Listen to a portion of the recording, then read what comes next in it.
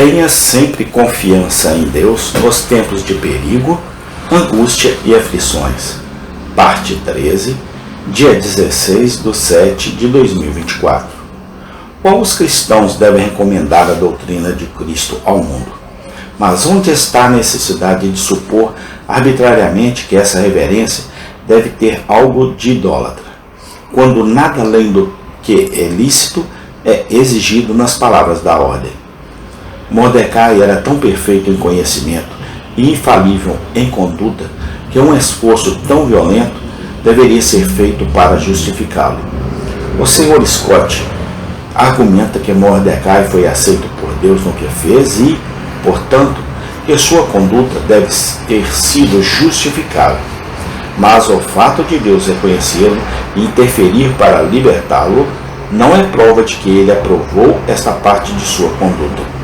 Se Deus não libertasse o seu povo das consequências da sua ignorância, eles seriam em breve destruídos.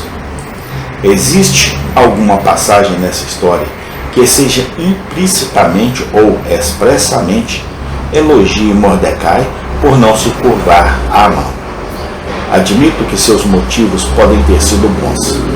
Se ele pretendesse honrar a Deus, seus motivos seriam aprovados, embora sua conduta pudesse ter efeito de ignorância.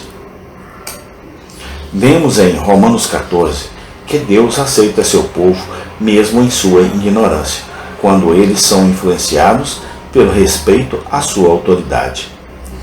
Mas isto não transforma o erro em verdade, nem o pecado em dever. Penso que é manifesto que Mordecai agiu por princípio, pois mesmo quando viu as terríveis consequências de sua conduta, persistiu nela com a maior firmeza. O texto também parece insinuar que ele considerava o fato de ser judeu uma razão para recusar a honra a Amã. Mas se isso tinha em vista a nação ou o caráter de Amã, ou de que maneira ele supunha que o fato de ser judeu pudesse justificar sua conduta? Não foi dito e não pode ser conhecido. Também foi respondido muito apropriadamente que a homenagem exigida não parece diferir daquela prestada a José por seus irmãos e pelos egípcios, ou daquelas formas de reverência civil que os maiores santos, dos quais o Antigo Testamento dá conta, observaram, sem escrúpulos diante de seus superiores. Esdras e Neemias, e até o próprio Mordecai, devem ter prestado a mesma homenagem ao rei da Pérsia. Responde-se que, nesses casos, no que diz respeito ao monarca persa, as formas de abordagem podem ter sido dispensadas na abordagem dos judeus, mas isso é extremamente improvável. Não está em evidência e não pode ser aceito como verdade. Mas o que destruirá totalmente essa suposição forçada é que Esther, em sua primeira abordagem ao rei, deve ter cumprido o cerimonial, e ela não poderia ter sido desculpada por sua nação, pois não se sabia que ela era judia, e em tudo isso ela seguiu o conselho de Mardoqueu. O que é ainda mais, mesmo depois que a nação de Esther foi conhecida, ela não apenas fez sem escrúpulos o que Mardoqueu recusou a Amã, mas também se prostrou diante do rei. E Esther falou ainda outra vez diante do rei, e caiu a seus pés, e rogou-lhe com lágrimas que acabasse com a maldade de Amã, o Agagita, e com o artifício que ele planejou contra os judeus. Esther 8:3. Aqui ela se submete às mais humildes prostrações ao rei. Mordecai recusa-se a levantar-se ou mesmo a mover-se em honra de Amã.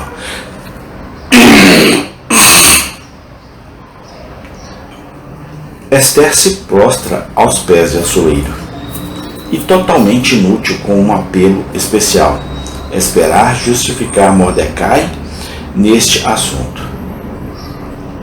Suficiência das Escrituras. Este ponto não tem grande importância por si só, mas as interpretações forçadas e as suposições violentas que são usadas para justificar Mordecai são um exemplo.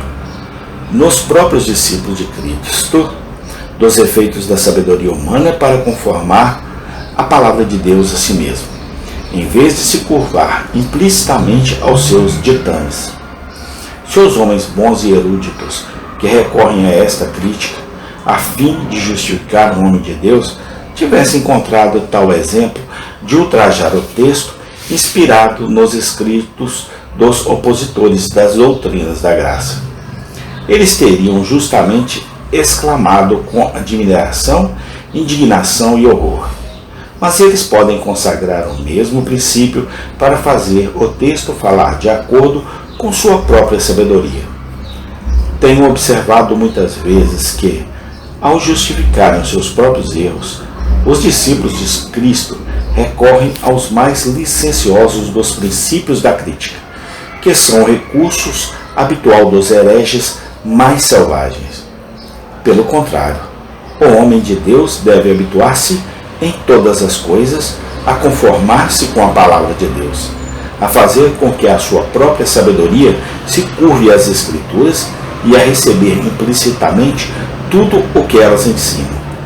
Aqui, então, vemos que até mesmo a ignorância do povo de Deus é empregada para cumprir seus propósitos. A ignorância de Mordecai era pecaminosa, mas se ele tivesse sido melhor instruído em seu dever, não poderia ter sido empregada nesta ocasião. Amém. Tem continuação. Muito obrigado, ó Deus, porque é o Senhor quem cuida do teu povo. Louvado e exaltado seja teu santo nome, ontem, hoje, sempre, eternamente. Amém.